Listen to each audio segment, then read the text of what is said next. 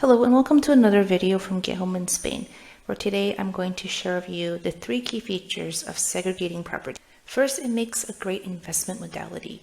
Consider that you're buying a home, but will eventually turn into 2 or more properties, leading to more real estate revenue opportunities for selling or renting.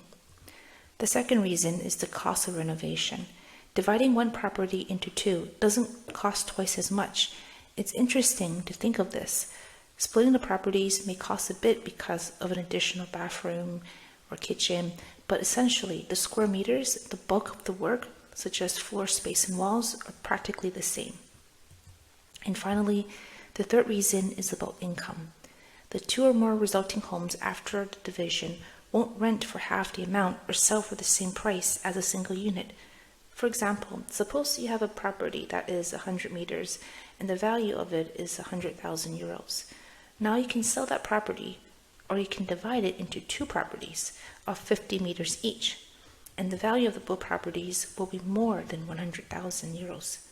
This is because you're adding value to the market, which you will profit. But here's the challenge: knowing which properties are suitable for division and which are not, because I can tell you now, not all properties are divisible.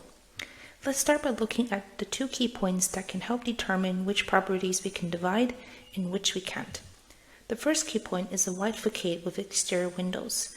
To divide a property, it's essential that it has an exterior wall facing the street. This is crucial because the resulting properties must necessarily have their own facade.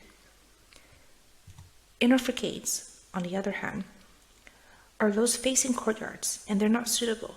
The second key point that I want to bring up is that the single-family homes are more interesting than multi-family properties, at least initially. This is because with multi-family properties within buildings, in addition to completing all the steps involved in division, you'll also need to express permission from the homeowners association.